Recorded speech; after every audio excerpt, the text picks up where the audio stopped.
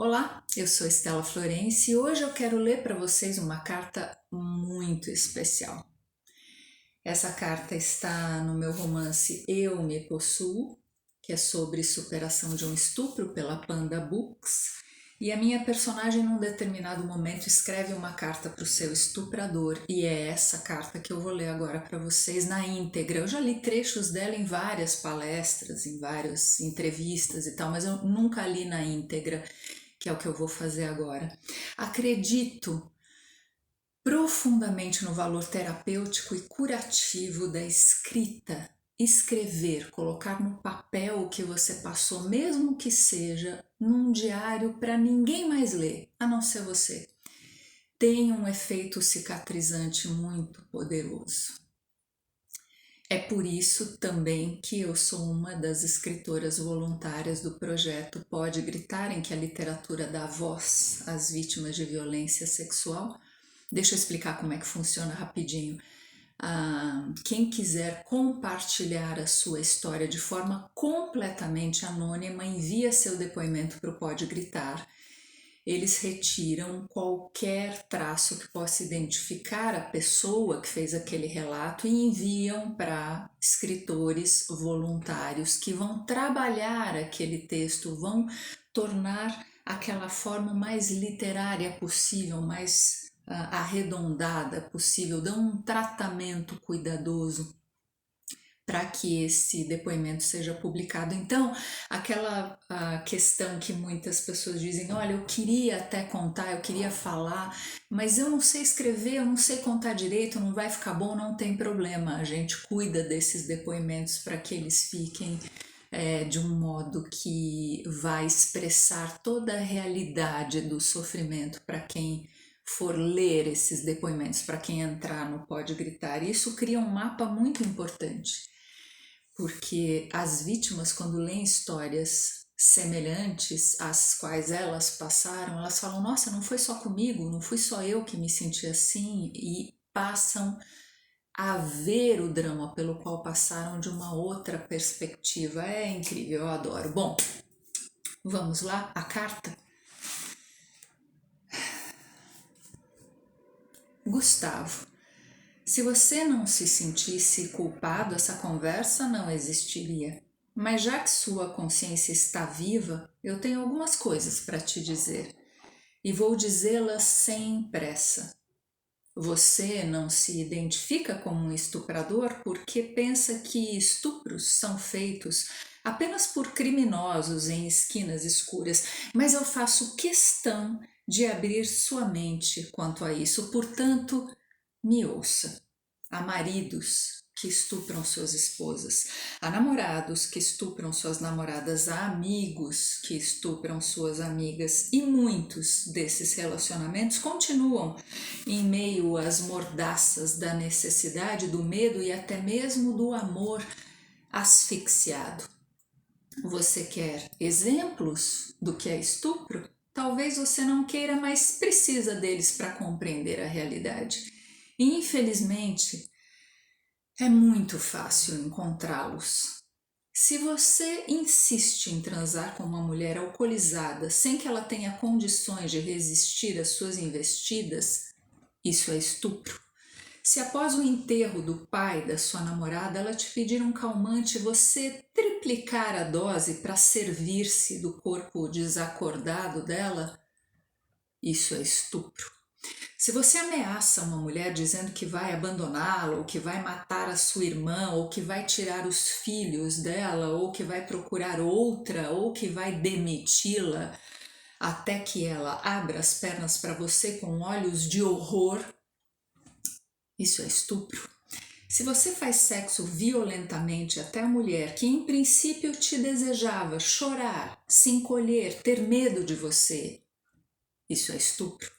Se em pleno ato ela pede para você parar, seja por dor, por medo, por falta de vontade, por tristeza, por vergonha, o que for, e você não para, isso é estupro. Se ela não quer transar e você ignora o seu não, tanto faz se essa pessoa é sua esposa, sua namorada, amiga, ficante, estranha, virgem, mendiga, viúva, prostituta, isso é estupro. Se durante o sexo a mulher paralisa, emudece, trava e você continua, você nem pergunta o que houve, você segue sobre um corpo inerte até onde for conveniente ao seu prazer, isso é estupro. Há pessoas que não conseguem dizer nada quando se sentem agredidas e a paralisia em seus corpos é o efeito mais comum, sabia?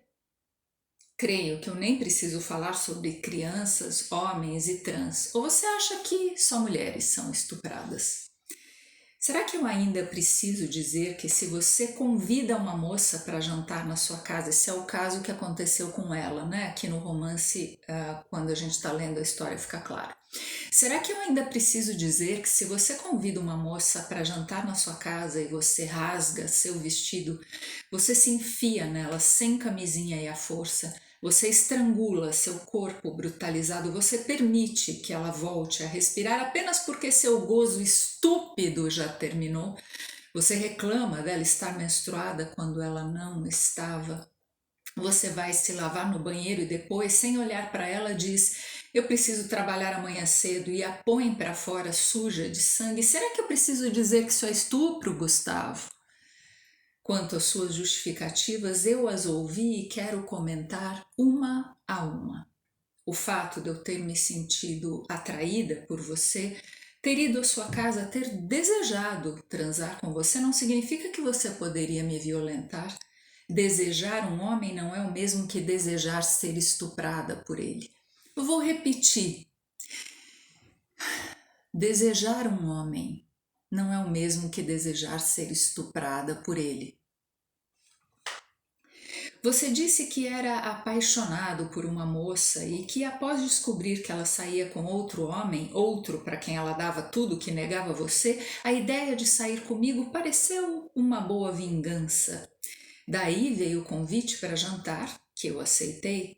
Após você me beijar no seu apartamento sem nenhuma delicadeza, eu me retraí. Você disse que errou ao supor que meu retraimento fosse rejeição a você e um deboche para com os seus desejos. Eu nunca vi alguém debochar do outro chorando, e eu estava chorando, mas e se fosse deboche? E se eu estivesse mesmo te rejeitando, então um estupro seria uma reação justa?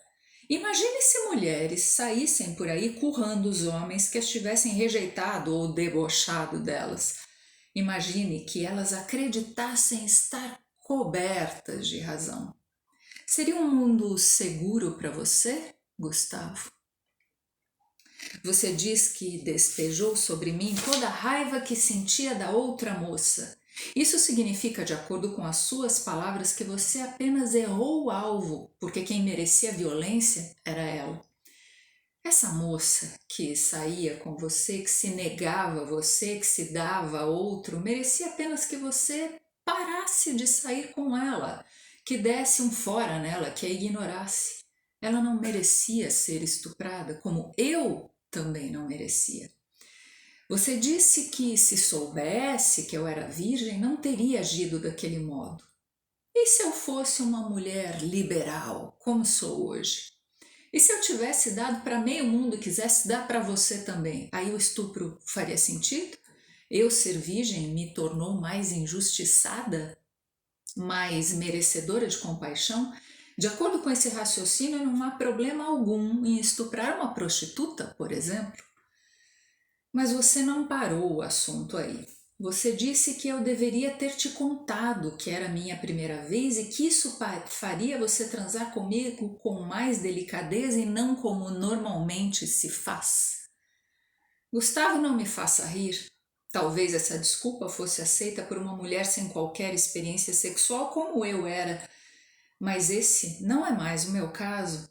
O que aconteceu aquela noite não foi um sexo normal, natural, desejado, vigoroso, gostoso que duas pessoas experientes fazem, e você sabe disso.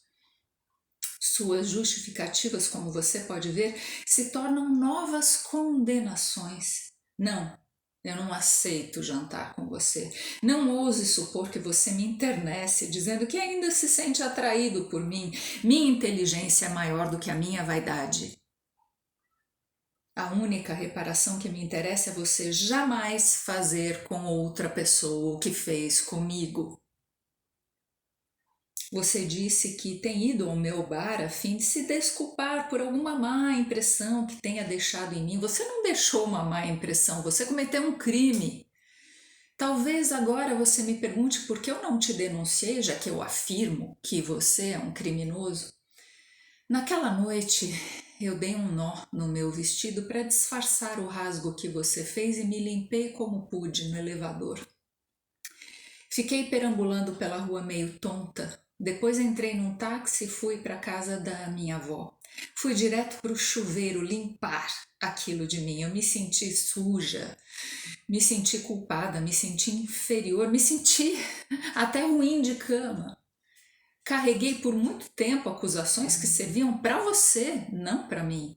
Minha falta de experiência me fez acreditar que a culpa era minha, que eu apertei algum botão maldito em você e que talvez sexo fosse aquele horror mesmo. Por isso eu me mantive em silêncio, mas meu corpo gritava.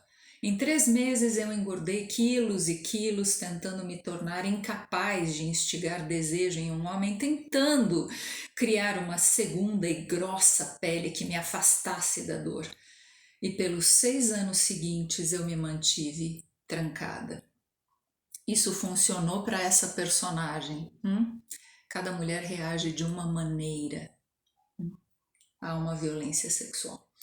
Se eu pudesse voltar no tempo, diria àquela menina assustada, o que permiti que minha avó me dissesse anos mais tarde, que eu não tive culpa, que a sujeira daquilo tudo não estava em mim, que aquela coisa medonha tinha nome e o nome feio dela é estupro, que sexo não era aquilo e que aquela experiência não poderia me definir nem definir o resto da minha vida. Foi um caminho longo e árduo, mas terminou. Hoje, essa carne mais macia, mais fértil de células e sensações é parte de mim. Meu corpo não me afasta da vida, do prazer, dos homens interessantes, dos óbvios sim, mas os óbvios eu não quero.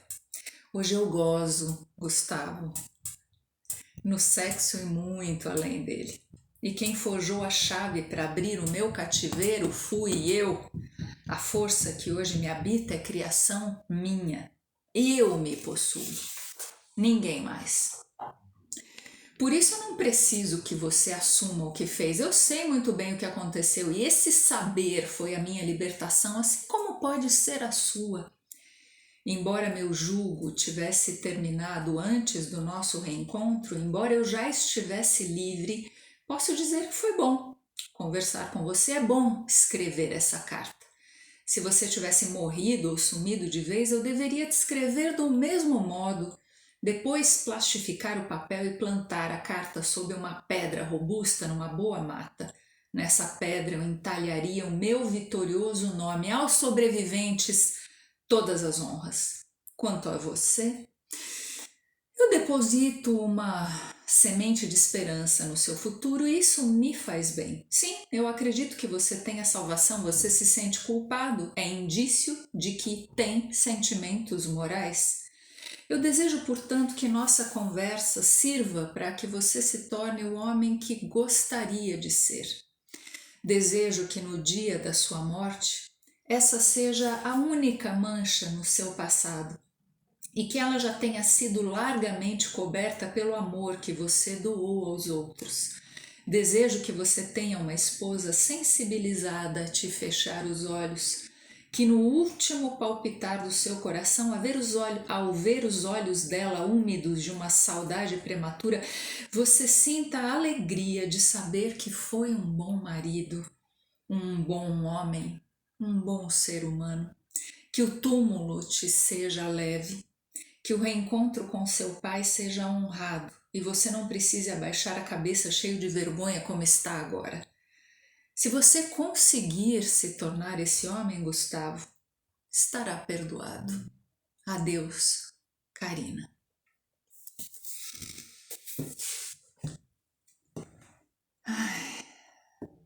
Eu sempre me emociono e olha que fui eu que escrevi o livro, né? Sempre me emociono. Um beijo para vocês. Vamos em frente.